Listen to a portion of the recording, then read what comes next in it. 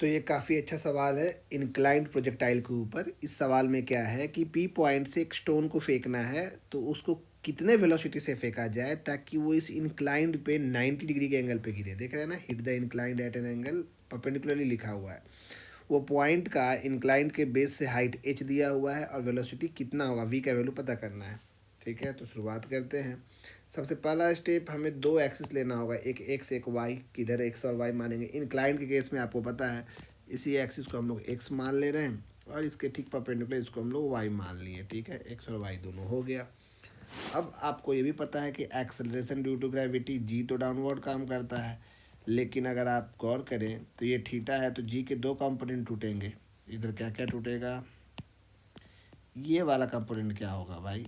तो अगर ये एंगल थीटा है इंक्लाइन का, तो ये भी एंगल थीटा होगा। जी के दो कंपोनेंट, इधर जिधर थीटा है उधर कॉस लगाते हैं और ठीक परपेंडिकुलर यानी इधर साइड आपका ये टूट जाएगा जी ऑफ साइन थीटा।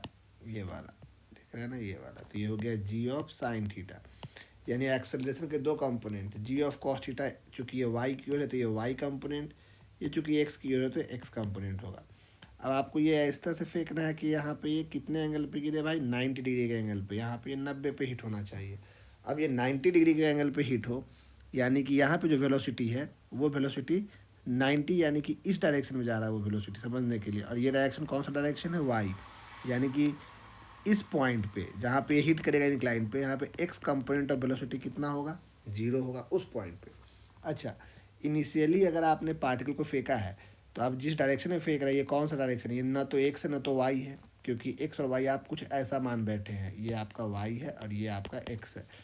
तो आप इंक्लाइंड के साथ देख पाएंगे अगर, तो आपको समझ में आ ही जाएगा कि अगर ये आपका वेलोसिटी वी है और ये आपके दो एंगल्स दिख ही रहे हैं आपको, एक को आपने मान रखा है वाई और एक को मान रखा है आपने एक्स, ये एंगल थीटा बनेगा। तो वी के दो कंपोनेंट थीटा, तो क्या हो जाएगा? V of cos theta. ये initial velocity in x direction कहलाएगा और इनिशियल वेलोसिटी इन वाई कितना हो जाएगा? V of sine theta. तो सारे कुछ हमने कर लिया। और एक कंपोनेंट अब देखो, पी पॉइंट से जब आपने पत्थर फेंका है तो ये एक्स पे जाके जहाँ भी हिट करेगा तो उसका परपेंडिकुलर डिस्टेंस, देखो ये जो लाइन हमने खींचा अभी, ये वाई में कितना डिस्टेंस चला असल में, क्योंकि वाई के लॉन्ग ही है। तो आप ट्रायंगल देखो, ये वाला, ये ट्रायंगल आपको दिखाई दे रहा है, हाईलाइटर से हम समझाते हैं। ये वाला ट्रायंगल, ये एक दो, ये दिख रहा है आपको ट्रायंगल, ये वाला ट्रायंगल। इस ट्रायंगल में हाइपोटेन्यूस है एच, तो आपको बताना है ये हाइट कितना होगा, वाई जो हम लिख रहे हैं कितना होगा ये।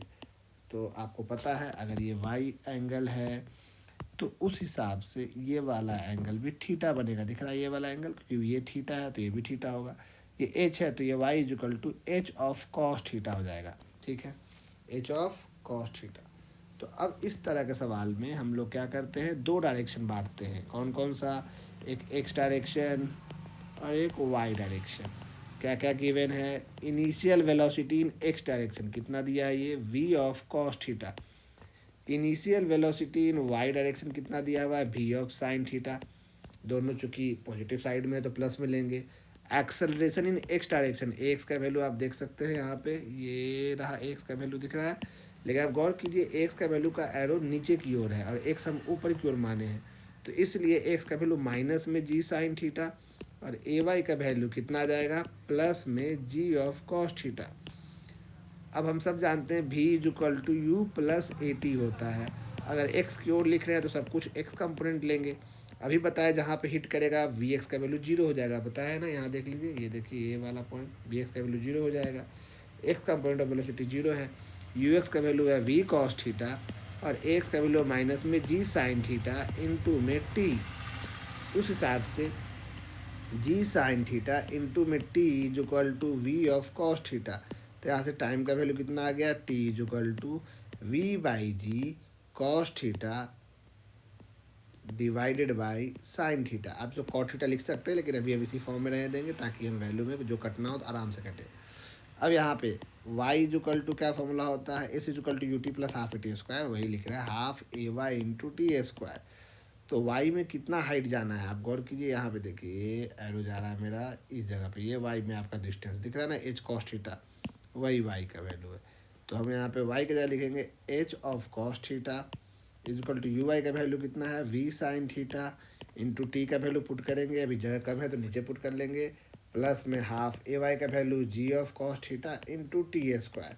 ये टी का वैल्यू यहाँ पुट होगा इस इक्वेशन में। अब यहाँ से हम पुट करने जा रहे हैं, ये वाला हटा देते हैं।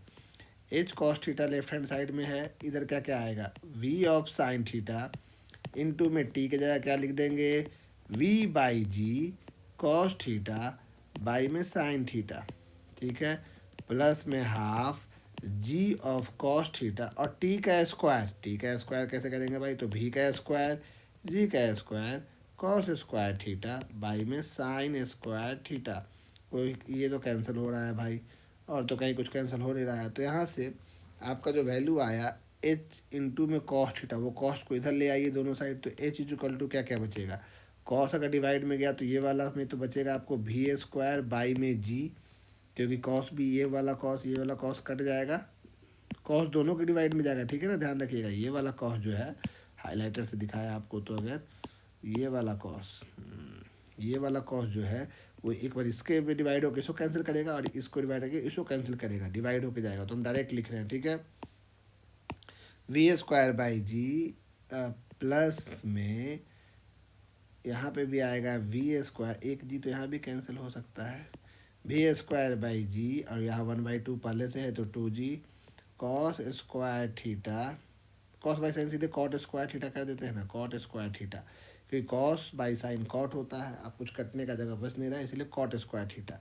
तो एच इज इक्वल टू दोनों से भी स्क्वायर कॉमन निकाल दो, बाई में जी भी कॉमन निकाल दो, क्या बचा 1+1/2 कॉट स्क्वायर थीटा। यहाँ पे अगर आप गौर करेंगे एलसीएम लेना चाहो तो ले भी लो, आंसर पूरा एग्जैक्ट ले आते हैं हम लोग, 2 common 2 plus cot square theta. V square is equal to क्या बचेगा, 2gh डिवाइडेड बाई, ये आ रहा है ना, 2gh divide by 2 plus cot square theta.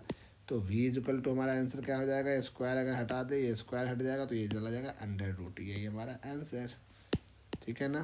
तो किस वेलोसिटी से फेंकेंगे ताकि वो परपेंडिकुलरली जाएगा, तो यही इसका आंसर है, देख रहे हैं आप सब। बस इसमें इंक्लाइंड प्लेन के कॉन्सेप्ट को ध्यान रखना है, इसमें एक्सिस हमारा एक्स और वाई चेंज कर दिए हैं, इसीलिए एक्सेलरेशन, ऐसे तो आप हॉरिजॉन्टल प्रोजेक्टाइल में एक्स हमेशा जीरो लिखते हैं, लेकिन इस बार जीरो नहीं होगा, एक्स का वैल्यू माइनस में क्यों है ये भी आप समझ लीजिए। तो ये एक एडवांस पे पूछने वाला ये बहुत ही कॉमन क्वेश्चन हो सकता है, और इससे कई और भी क्वेश्चन बन जाएंगे आपके इंक्लाइंड वाले, ठीक है। थैंक यू, अगले वीडियो पे देखते हैं नेक्स्ट सवाल।